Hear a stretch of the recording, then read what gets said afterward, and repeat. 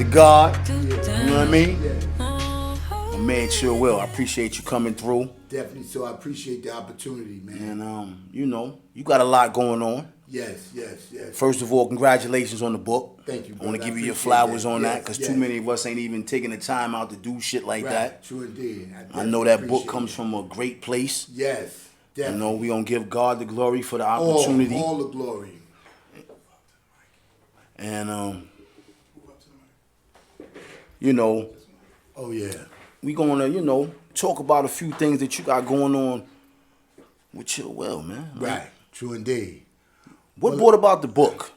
Well, I'm going to bring about it. Good afternoon, first of all. Good afternoon. I'm Willie P Edwards Jr. And on my handle, I'm Grand Chill. Good afternoon. I'd like to say hello to Bergen County, Essex County, Union County, and the rest of New Jersey that's out there. Hudson County, too. Good shout out to y'all. But what brought the book about, I would like to focus on. Once upon a time, a while back, about in 1994, I was falsely accused of a crime that I didn't commit. Okay. Here in Inglewood, the town that I grew up in. Wow. Never was incarcerated, never really caused no trouble, no juvenile stuff. But that particular day, that particular night, I was falsely accused. I was in ShopRite, had just developed. The development had just got established, right. And I was in there. And I was with my godbrother. I'll never forget. I had Expert Car Care. You know, I had my detailing shop on the corner of Demarest and West Street. And as I was in there, and I was picking up a few items for my girlfriend then at the time, and a lady identified me in the store as someone that mugged her and robbed her, you know, in September. This was like November. It happened in September. And this was in Inglewood. And this was in Inglewood. Wow. So I was arrested that day, and you know, I later was released. I went to attorney Frank Luciana. That's who represented me. You know, I went to him and he told me, he said, "Hey, young man, you know, it's a very, very serious case you have here." I said, "Yeah." He said, "But you know, they let you out on your own recordings." He goes, "We're gonna see what they do. If they indict you, I'll represent you." So, to make a long story short, I got indicted, and from that point on, then. I had to fight the case, man. You know what I mean? And it was a case of mistaken identity because I had witnesses. I was at a party in New York. You can't be at two places at one time. We had to go to trial, man. This was a very touchy situation for me in my life because, like I said, I wasn't a man of crime. And a lady accused me of assault, and it was just a bad thing. So I was incarcerated. I later went and was incarcerated for an unrelated matter. But during my time, I was thinking about all that took place because I was acquitted of all charges. Let me just state that record. Let that be known to the people. Let that be known that I went to trial with Frank Luciana for a year. I was acquitted on all counts and everything was clear. But I had some unrelated charges because I was on parole and I had to go. So the reality is I did 10 years incarcerated from 94 to 2004. While I was away, I knew that I had to, you know, time was changing. You know, we kept talking about 2000 was coming, you know, 1999. Right. I remember ball Prince. dropping. Right, all the that, ball dropping, you know what I mean? And like, Y2K right, shit everything and all that. was changing, your money getting stuck up with the banks, everything. So what I said I had to create something, man. I had to create something. And I came up with the Blacks is Sometimes Right. You know, this is an autobiography actually of my life, you know, my story, my trials, just a piece that I touched up on. But I was motivated by this because my attorney back then, Frank, you know, told me and my family that not only would he represent me in the criminal, but he also would represent me in the civil matter. Because as I said, I was acquitted of all charges, you know what I mean? Right. So at that point it became a conflict of interest after I was acquitted and I never received any monetary for all the, you know, damages and everything that was not to cut you off, but I want to ask you this so we yes. can have a clear understanding. What was your age at the time? At that time I was 28. Okay. Right now, for the audience, I'm currently 55. Looking good. Where you spending? Yeah, thank you. I appreciate that, brother. You know, through the grace of God, you know, I'm here, man. But the reality is, man, I did my time. I came home. I had a program called Man Up. I've been viewing society, I've been viewing men.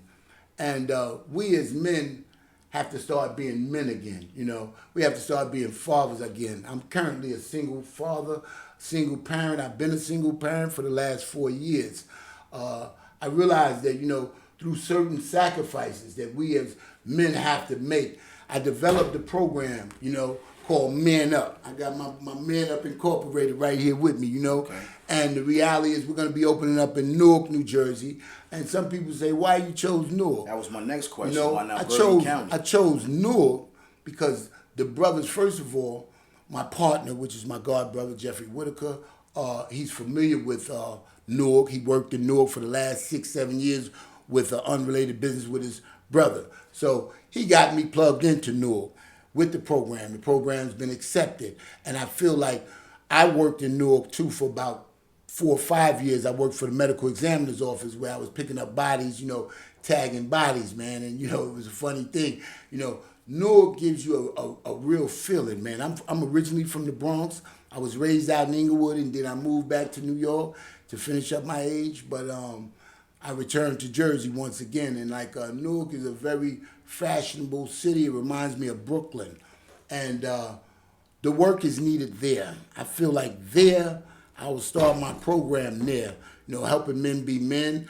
We have a great connection with the workforce in Newark where we'll be offering brothers jobs. We'll be offering brothers jobs, services, GEDs, showing them how to currently take care of your credit, you know, because people don't realize the world is about credit. Right. So we're going to be offering that credit there. We're going to be showing brothers how to write resumes and submit them. Because let me just say this. Men, we are some very particular brothers, man, you know, and our pride is what really always kept us from doing or being what we wanted to be. You know, some people don't have the voice to just step up or step out and say, I need this or I need that. I need help. You know what I mean? Some people have been accustomed to taking care of themselves, you know, and not happen to ask anyone. And in a time of need, they really don't know how to extend themselves and ask. Right, and they feel embarrassed. And they feel embarrassed, you know. But what I'm here to tell you is that you don't have to feel that way with Man Up. We're a program that care. We work with brothers. We don't care black, whites, Hispanic. We're talking about men, right. You know. We want to bring the men back to what we used to be, man, in the 70s when men was opening doors for women, when men was getting up from the bus seats and the train seats, allowing women to sit down. We don't have that no more. A man will look at a woman today and look like, yeah, I'm tired too. You know, or look at her like she's something to right, to munch you know, on. Or exactly. Like, you know, that she's a snack. Right. She's this. You know, and that's what I saw, man. And I put that together and I said, you know what?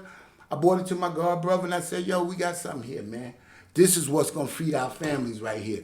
Man Up, you know. So I'm bringing the program to y'all because I realize that you're looking at a finishing product.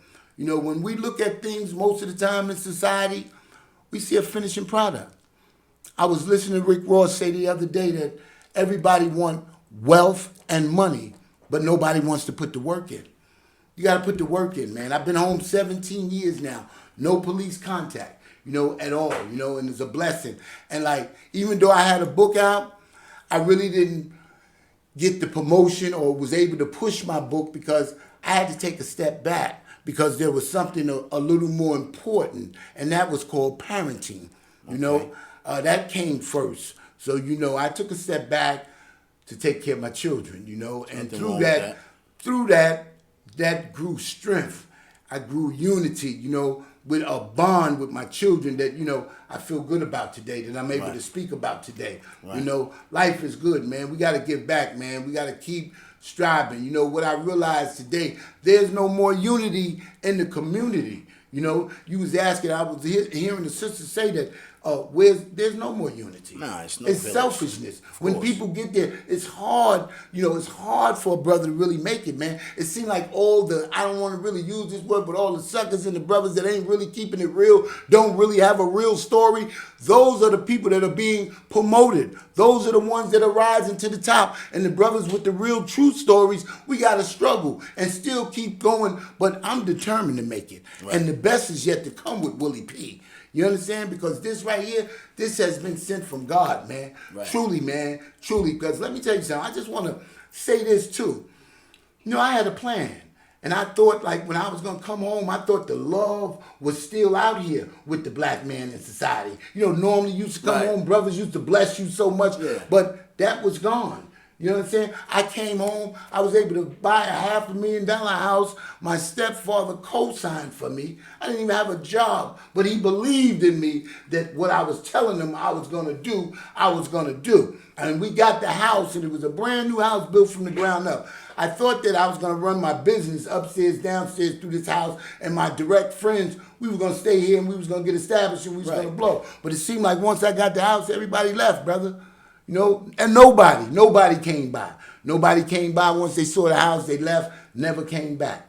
So once again, I found myself, throwing stones, little petty stones back at the penitentiary, and I was still determined to make it, and I had fell back. I took a step back because I told you I had started parenting. And it wasn't until about 9 months ago, about 9 months ago, I was strolling through Instagram. And I saw this brother's page named Wallow267 from Philadelphia. And when I listened to the brother, he had did 20 years, he was talking about how he had came home and he was showing an example of the food that we was eating while we was incarcerated. So I began to listen to the brother. He reminded me a lot of myself. And what happened was it got me motivated again. So I just wanted to say shout out to Wallow267. Thanks, brother, because what you was giving was real, and that was the fire that I needed back up under me to get me back rolling. So thank you, brother. Appreciate it. Now, let me throw something at you. Yes. You wrote the book.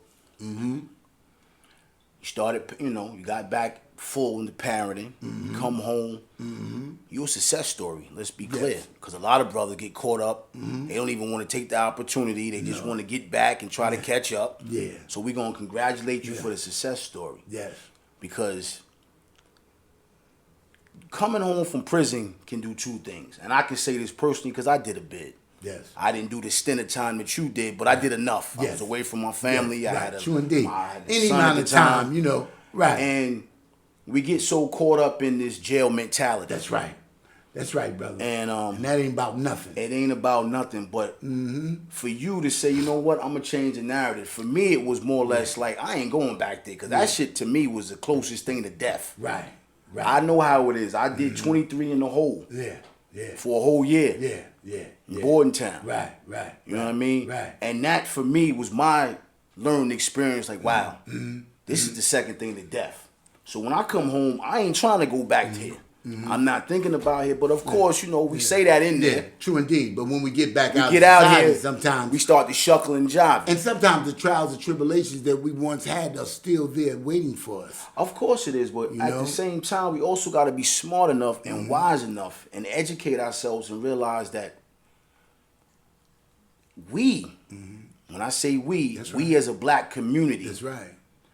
We either going to throw you away or we're going to bring you in. True indeed. Well, well, one thing I would like to say and add on to that is, really it starts with choices, man. This is why I base my foundation with Man Up, because Man Up is about making the choice, the right choice. When I was young, I didn't make the right choices. And that's what I was about to You know what I mean? It's about choices and change. See, we keep making choices, but we're not changing. You know what I mean? With choices come change. I made a choice, a conscious choice, that I'm not going back. Right. I had 4 cases in 4 different states. There's not many brothers that can say they had 4 cases in 4 different states and did the time, and I came back out. A lot of people don't even really know that I've been incarcerated because I don't brag about that. I don't talk about that. You don't glorify it. It's nothing to glorify. It was a situation that I put myself in because, once again, I made the wrong choice. So, you know, I pattern everything. What I stand for is by making the right choice, because if you make the right choice, you will get the right results, you know? And I'm living proof, man, that, and I'm not a brother that, you know, I studied religion early on. My mother had, I want to say this because I want to touch on this. My mother had us with Christianity, Southern Baptist. You know, we moved from New York, came over here in 1974. We was going to Community Baptist. My brother passed in 1976. He was shot in my mother's house by accident. Wow. At that point in time, I can say I'm the youngest of 6, and at that time I began to explore. And when I say explore, I started going out. I started dipping and dabbing. I started trying things, trying marijuana, trying PCP, trying crack cocaine. You know, and I did that. Not to cut you off though, but was this because of the death of your brother? Well, I feel that. Or was you trying to, you know, I with was the trying death to find of your myself. Right, Because that's what I was going. It just went from one thing to the next. Right. Okay. You know what I mean? I never really got the help mentally that I should have gotten. Well, as a 10-year-old, I was 10. I was 10. And how my old was brother your brother? was 18. Wow. Okay. You know, he has a daughter out here, my niece, Nikki. You know, he had a daughter that he never got to see because she was born September 7th, 1976, and my brother passed October the 8th, the 9th. So how did that affect your household?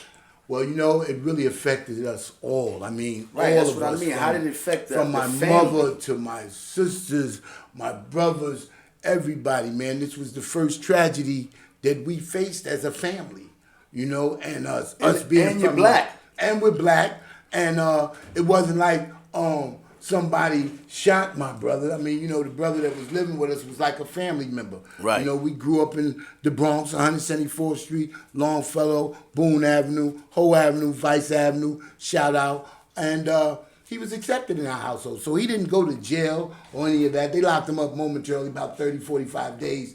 But after that, the brother was released. And, you know, it really took our family for a spin. But I want to say that the town of Inglewood was very supportive. Well, thank God for that. Very supportive of my family. And that was the first time me as a young man had to accept death. Right. I'm sorry to hear that. Excuse me for a minute. Take your time, yeah, brother. you know, Take your time. Take a moment, man. I mean, you know, when I think about that, you know, it's sometimes very it's just touching, like yesterday, man. You know what I'm Right. saying? And once that happened, through that, I started searching, man, soul searching. You know, I'm the youngest of 6, and my family was busy. We was always busy. Wait, was your pops in the house with mom? Well, my mother I mean, if I'm going actually- too far, no, brother, you're let me not know. going too far, brother, Was your because all pops, this you know, stuff- was your my pops real in the father- building? My real father was in Brooklyn. My real father was in Brooklyn, and he was in our lives, and my life, me and my sister. My mother had 6 children by 4 different men. Okay. So my father and my sister Tracy's father was in Brooklyn, and he was in our life. But my stepdad, Mr. Aaron Monroe, he was the one that took us out the Bronx. He bought me, my mother, and my siblings a home in Inglewood back in the time when the South Bronx was The rough. South Bronx. It was the South Bronx, Fort Apache, all of that. It was burnt down. The Bronx was being bricks. burnt down. It was man. bricks. It was bricks. It was you drugs. know, It was- He moved us. He got us out of there, man. He bought us a house in 1974. We moved to Inglewood, and that was the best thing that happened to me, man. From that point, I began to live. I began to understand what life was about, because Inglewood was good to me and my family. Right. So now that we done went from the BX, we across We're the in water Inglewood. now. We across the water. We're in Inglewood. We live It's in a whole nother lifestyle now. It's a whole Exactly. nother situation. I was exposed to a lot here. That was the next exposed question, to a because lot here. people fail to realize just because you come from one set to another area, Yeah. still the devil's everywhere. The devil's everywhere. It was busy. When I came over here, you know, just keeping it real, Inglewood was a beautiful town. I mean, it still was is just somewhat. We're not it going to still act is like a beautiful it's town. not run still a down. It's still a town. beautiful town. It's still a beautiful We town. just try to I make love it be more than what it really is. But it was just like, excuse my French, man. It was like a candy store. You know what I mean? It was just like a candy store, just waiting to, boom. Like, I was like a kid in a candy store. Everything that I ever thought about, dreamed about, started coming true. I started working at, I learned to hustle at an early age because just naturally coming from New York, I had the hustle and bustles, they're already in you. Me, true indeed. And one of my first jobs was Ben's Barbershop. For those that knew me, I worked at Ben's Barbershop where I used to sweep floors and shine shoes for Ben, Wes Peters, and Harry O. Shout out to them, may they rest in peace. They gave me my first shot, man. There I was able to really see a lot of things that was going on that they was doing, grown-ups, running the barbershop, doing numbers, running numbers in the back, this, of course. That, cash money in the ceiling, it was just, everything was sweet. And they sent me to the store. I was a store runner as well, and I would run, you never got no change back from Chink. And they used to call me Chink because I had chinky eyes. Right. And I really couldn't see back then, because most of the time I was high off that marijuana, that chiba, you know what I mean?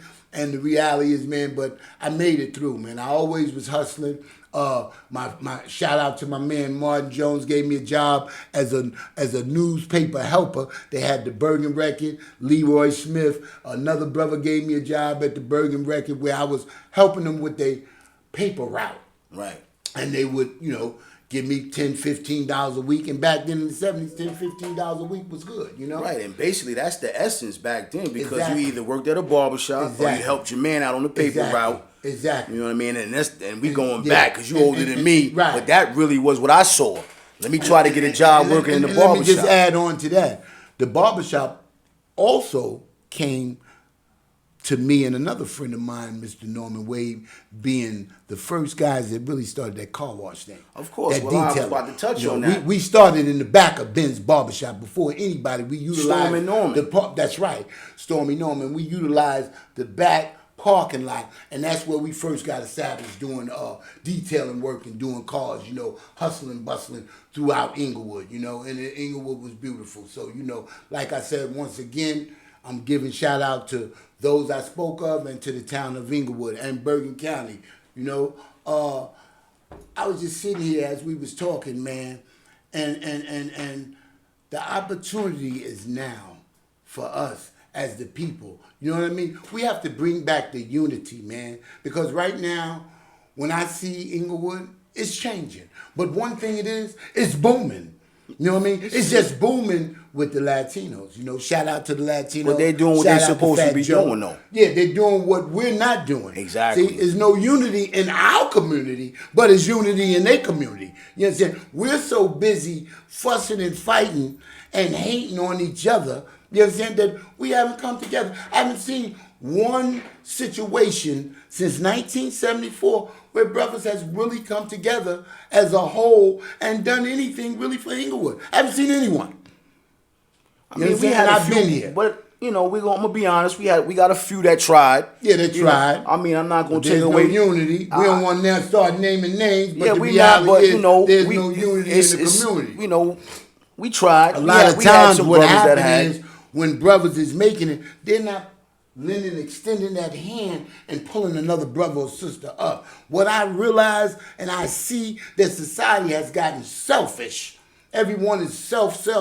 Me. It's every man for himself. And if you don't see that, that's what's going on. You can't get no real help, brother. Because a lot of times, brothers can look at you. When they see your capabilities, they're afraid of that. They string you along. They're afraid of that. String you along, hoping that eventually you'll either stop bugging them or you'll fall off or you'll get lost or something. But let me tell you something. When God touch you, what he has, can't nobody stop. Nah. Nobody. Never. And I've been striving to do what I got to do. And I'm going to continue to walk forward and push forward because we got work to do. That Man Up program is here. It's the next big thing. And as I sit here and I stand before you and everyone that's listening, we're here. I'm here to stay. Yeah, I'm here to stay. I ain't going nowhere. The best is yet to come. You have not seen the last of Willie P Edwards Jr. And may I say, the best is yet to come. So come on in. I'm here. I'm here. I'm here. So Willie, let me you know, we're gonna talk about the book a little bit. We're gonna get Come back on to with that. it, man. What you want to talk about? You know, it's definitely inspiring book. Yes. Because it came from the heart. Yes. And a lot of brothers don't even take the time out Yeah. to even share their story. Because everybody has a story. We But sure from my enough do. understanding, though, Everybody has one. you're in the process of relaunching the book. Yes, actually, the second sequel to Blacks Are Sometimes Right is Never Too Late to Get Your Life Straight. Tell them again. You know, Tell and them, hold up. Let them know that again, brother. yeah, the please. second sequel to Blacks Are Sometimes Right is Never Too Late to Get Your Life Straight. It's a beautiful thing. The title's beautiful. But what I'm currently doing as well is reviving, reprinting Blacks Are Sometimes Right as well, and re-pushing it out because I didn't feel that I was able to give the promotion because as y'all know, we just all coming through a pandemic situation. And as you know, some doors was closed and for other doors to open, some must close, you know. Right. So I felt like during that time and trials, tribulations, everybody had to take a step back. The world shut down momentarily, you know. Right. And now that the doors are opening back up, I'm one of the first ones at the gate, man, you know. And it feels good, you know. Praise God. Blacks Are Sometimes Right. None of this would be possible without the man upstairs. And like I say, you know, I have to keep saying that because I remember once upon a time when I really didn't really have any faith and didn't really believe. Right. And it was only through my trials and tribulations that I realized that the man is real. You Right. can say what you want to say, but the man is real. I was in a few situations, life-death situations, where when I looked up, I don't even know how I got to the other side. Right.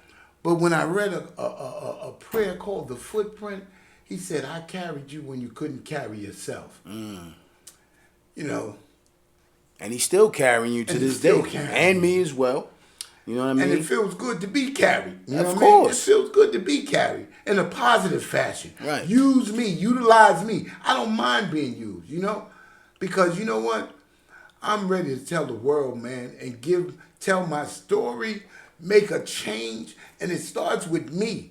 You know, I'm the poster child for the Man Up program. I'm the poster child for Blacks Are Sometimes Right. Because I'm going to take the torch and I'm going to carry us there. Because my story hasn't been told. It hasn't been told to all. It's my job as an author to make sure that my story get to all the people in the West Coast, Middle West, all the brothers that's out there, man. Yo, shout out to y'all. Blacks Are Sometimes Right. Yo, I'm looking. I'm here. I'll be there. You know, and we're also currently starting to film. Right. Yes, we're starting the filming of Blacks Are Sometimes Right because what I want y'all to know, you can't stop what God has. And Blacks Are Sometimes Right is the next big thing. Just listen to it. Blacks Are Sometimes Right. And that's why I wanted to bring you on this platform. Because I knew you had something to say. Yeah, I knew your story I got was plenty remarkable. to say. Yes. But I gotta ask you, what have you learned? we gonna get a little deep, brother. Yeah, come on with it. What have you learned from writing that book to now? Being that you're relaunching, you're doing a sequel. What are the things that you learned from, okay, now I know I'm doing the second one. I know what avenues to go through and not what blocks to walk down, if you know what I'm talking Yes. about. You know what I'm Yes. saying? Because Well, everything's a learning process. Yes. Everything's a stepping stone. So you had to, you learn from one situation to the next situation. So now as we get ready to get to the sequel, what did you learn from the first that's Well, able to one thing make I the learned- sequel even better? One thing I learned is to take your time. You know, take your time. Patience. You know, patience. Patience is a virtue, as you know. I didn't rush this job. My material actually is from 40 plus years ago. Right. You know, everything that I'm talking about, speaking about, this ain't something I just made up, something I just developed. I've been at this. Anybody that knows me know that I've been trying to get to where I'm trying Right. to go for years. You're not trying, you're striving. I'm striving. Because the try is to fail. Right, that's true indeed, brother. Thank you.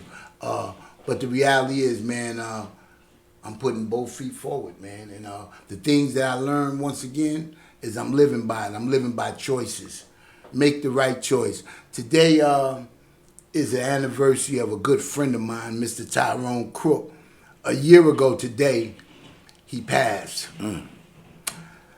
And it was like I knew he was going to pass, you know.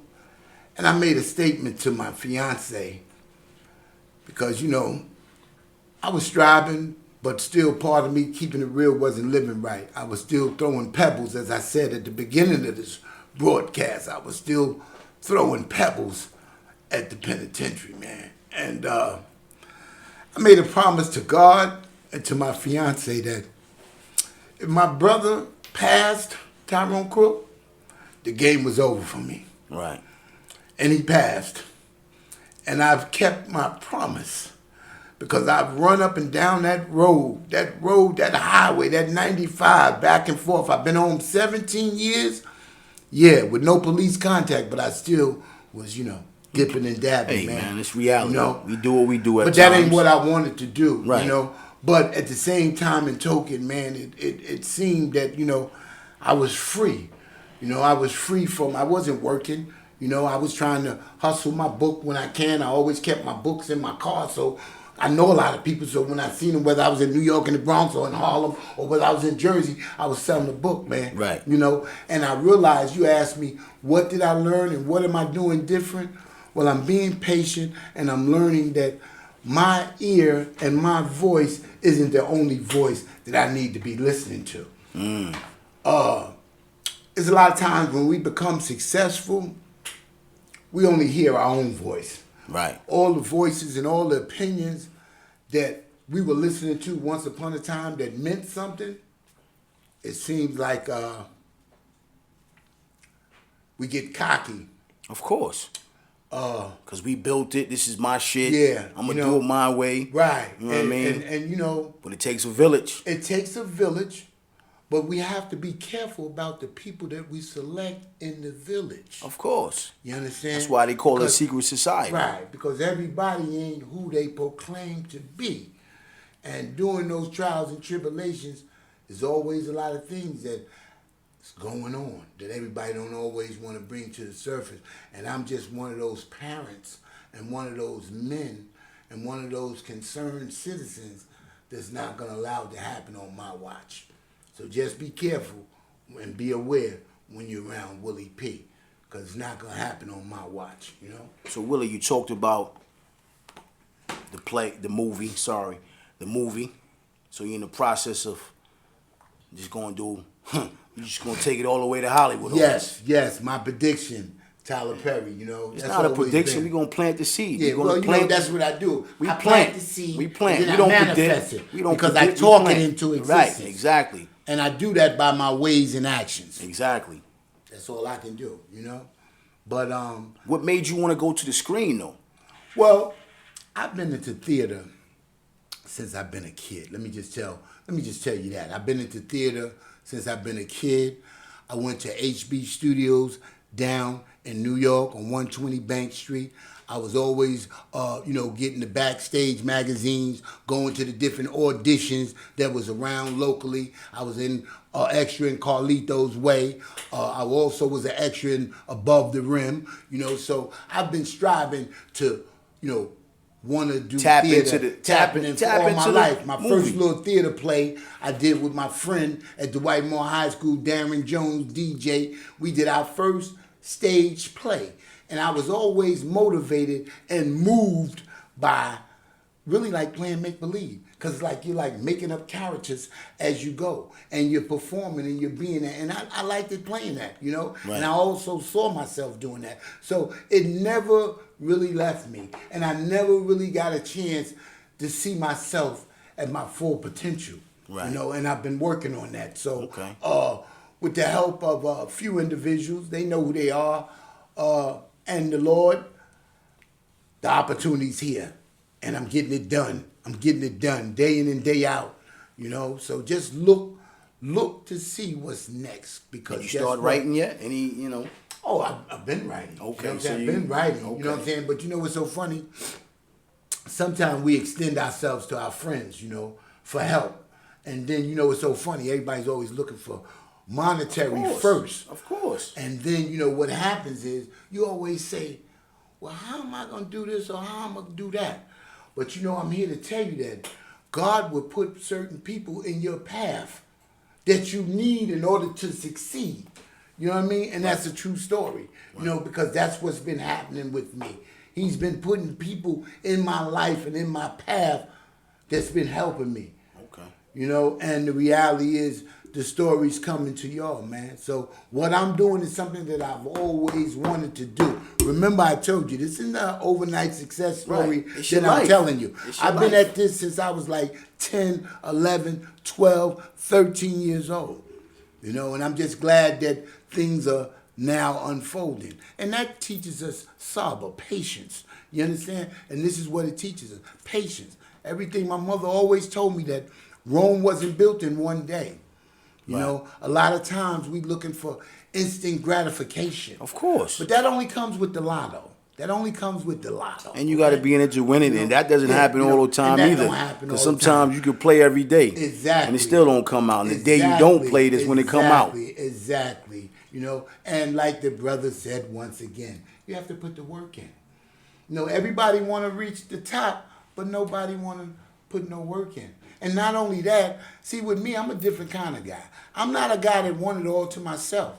I want to share the love and share the wealth, because I can only have what I have by giving it away. And I'm not talking about being a fool actually giving it away. Right. I'm just saying the statement. What God shares with me, I share with others. Right. And that's why every time someone thinks they're doing something to me, they're only really doing it to themselves. You know what I mean? Right. And I love a good game. That's one of my sayings. I love a good game, because one thing about these guys, that these so-called friends, they sit around and they watch us, instead of us coming together, creating something that we can establish together and we can sell to the world, because we all trying to just really live and survive and be able to take care of our loved ones and our grandchildren and our children. I mean, that's really what it's about at the end of the day. It ain't about who got the master's degree, who has the doctor's degree, because a lot of people work the fields that they're not even educated in.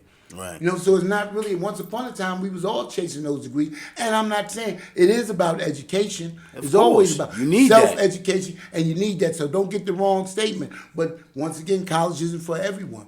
So you have to find your lane. You have to find your craft. You have to dig deep. Look at the man in the mirror. We heard that before. We heard the song before from MJ, The Man in the Mirror. So we have to look at that man in the mirror, man, because the man in the mirror is telling us a story. Right. Now, whether we listening or not, it's up to you. It's up to you. Yeah. And I love it, man, because, like I said, I can only keep what I got by giving it away, man, And, I love going in the house of the Lord, Community Baptist, Pastor Taylor. I just wanted to shout out. I ain't been around, and I ain't been around a minute. I ain't been on video, and I ain't been in there. But the reality is, I still believe. As long as you have your own still love y'all, relationship, man. Still that's miss all y'all, that matters. and that's what's going on. That's all that true matters. indeed, because I'm a people's person. I deal with the people on the level that they're on. Well, you know what? The people need somebody, first of all, that's been there. Mm-hmm. That's first and foremost. You need somebody with the experience to teach you. Because if you, me personally, you can't tell me something if you're not doing it. Right. And you having the Man Up program in Newark. Yes. Hardcore. Let me tell you about that. That's something amazing, because I was gonna get to that. Newark is a totally different place than Bergen County. True indeed. The men, the atmosphere, the young youth growing up. Yes. That's a whole nother jungle. Right. I'm gonna say jungle. True indeed. So for you to be over there with the Man Up program, yes. but you also coming from South Bronx, yes, knowing definitely. the essence, coming from then translating all day, going from Jersey. Yes. Now, like, you saw it, you've been a part of it, you've been in the prison system, you've seen a lot of young brothers come in and out of jail. Still coming in and out, right. You started in Newark, and I'm gonna be honest with you, that's a good place, because they need more leadership. Yes. I want to say this. I want to piggyback right now. I'm going to tell you something. I deal with the spirit, man. The spirit pointed me in the direction of Newark. Right. Even though my god brother, my partner, was working there, it was the spirit that told me that that's where we will be, in Newark. That's where you need to be. Because the spirit takes you to where the people need you the most. Right. You understand? And I just feel like once I make it there, Man Up will be one of the best programs, if not the best program in the state of New Jersey. Right. You understand? Because I put my all in all into that. And for those that's thinking that Man Up is just been made up, here's my book. Man Up. This is from 4 years ago. As you see, Man Up is in the back. I was already preparing the people for Man Up. So get ready, because here we come. You know? And it's just beautiful. And like I said, I want to give a shout out to my fiance, Sonia. I love you, my children, Willie and Jada, Maurice. The family, Love y'all, the team, man. the family, support group. My brothers, sisters, my mother, my stepdad, Mr. Aaron. I'm here. I ain't going nowhere. And you living testimony. Getting started. I'm living proof that it works, man. You know, look at it. I'm telling you, this is what God will do. This ain't what I've done. This is what God will do.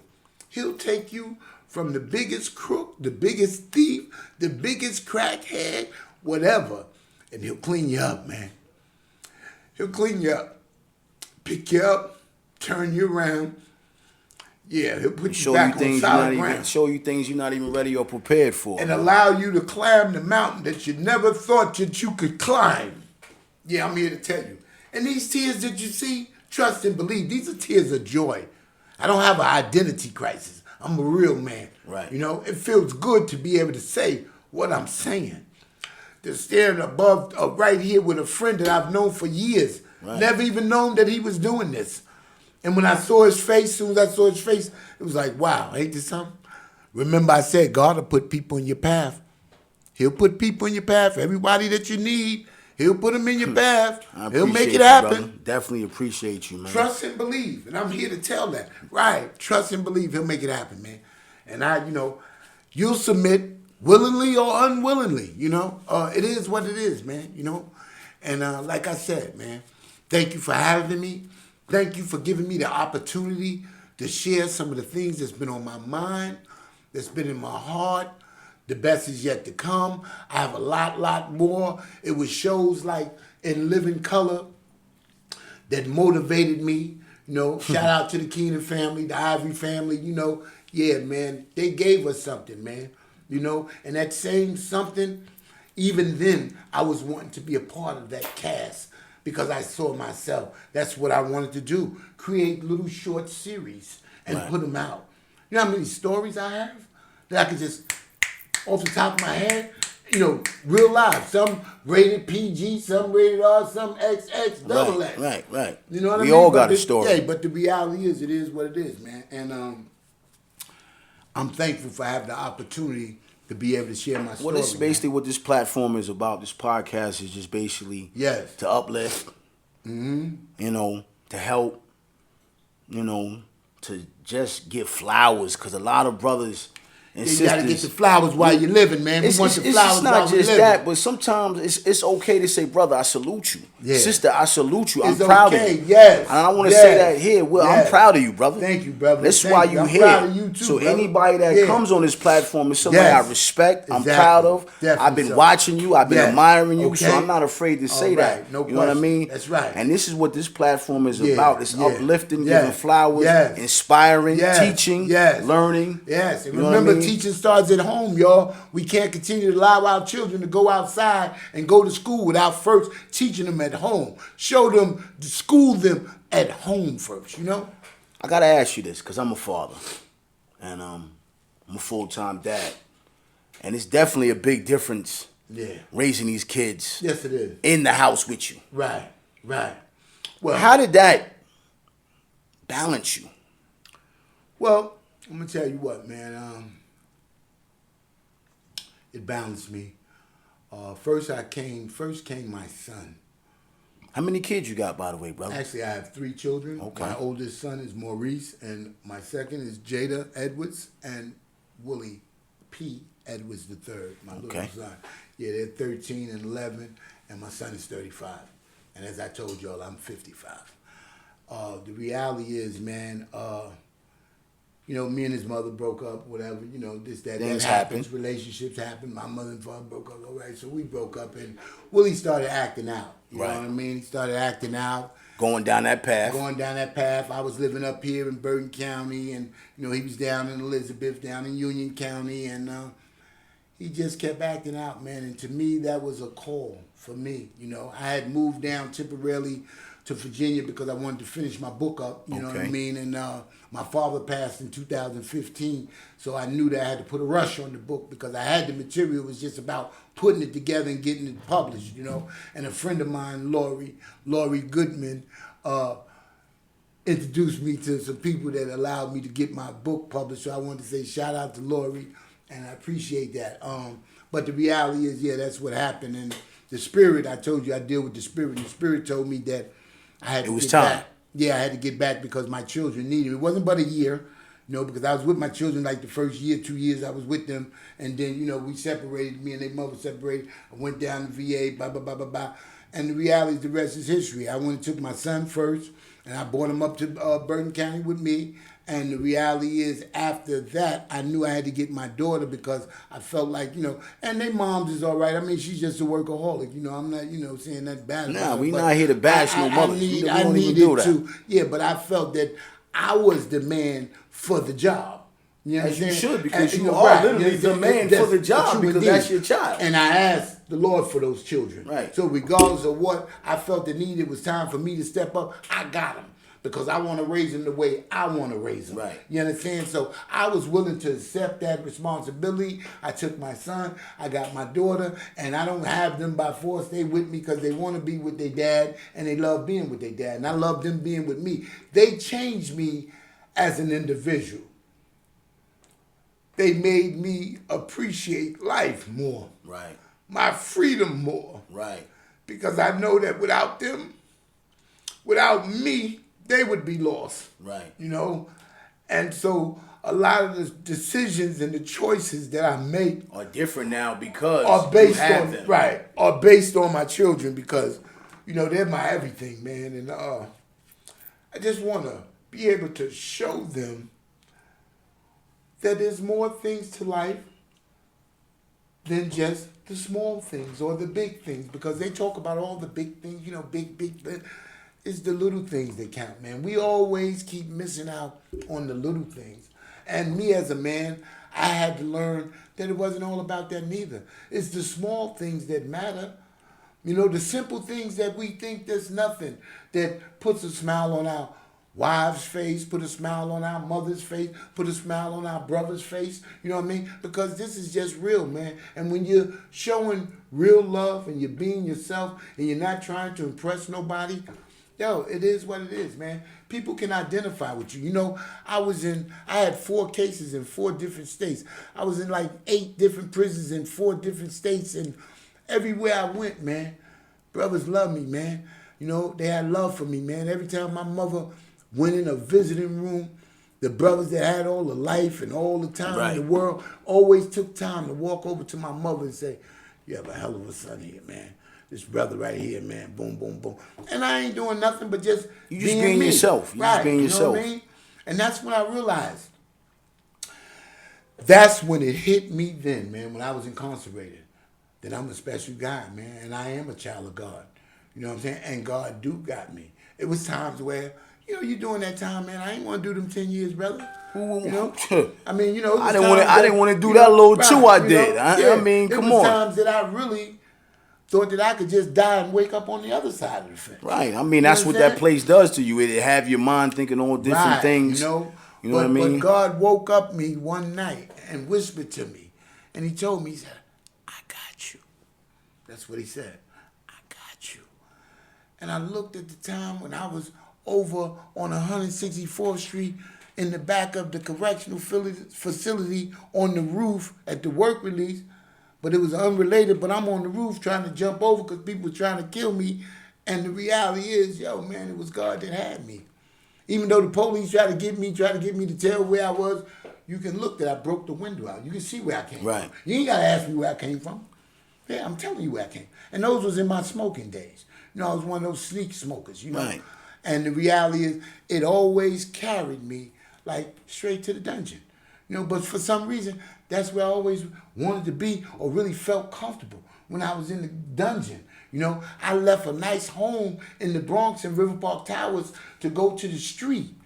You know what I mean? I mean, you know, I knew that I had something special, but within myself, I wasn't happy because I still was uncertain about why did my brother have to die, man? Well, he was dealing with spiritual warfare. Yeah, and I never had that question answered. Are you at through peace all my about trials and tribulations, now I can say that I'm at peace. You know, because it always was a mystery about one of the girls, I'll say, that was there. The other girl was there when the police, but the other girl was seen walking down the driveway. But the Lord revealed that lady to me and brought her in my life, and she was able to tell me the same story that was told 30, 40 years ago. She told it to me. And the reality is, from that point, I called Philip, which was my, extended cousin. You know, we grew up together, like I said, he lived with her. And Philip told me the same story, man. From 40 years ago. I'm talking about word for word. Right. When he did that, that satisfied me. Right. I knew that I didn't have to carry that burden on me no more. And try to figure why and question God, because it all plays. Yes. It plays with you mentally, it plays with you spiritually. Yes. And it have you going places good. You don't want to go. Exactly. But today, yes, you here. I'm here, and I'm here. I feel good. I give all the glory to the Lord. I just want to say thank you to all the brothers and sisters that have supported me. Good, bad. I ain't got nothing but love for y'all. I ain't mad at nobody. I've never been a player hater. I've been told there's three kind of people. There's heavyweighters, spectators, and player haters. Talk. Okay? So a brother said to me, my son said, he said, well, Daddy, I'm going to be a spectator. I said, well, son, it's okay to be a spectator because by being a spectator, you're learning. Sooner or later, you'll be a heavyweight.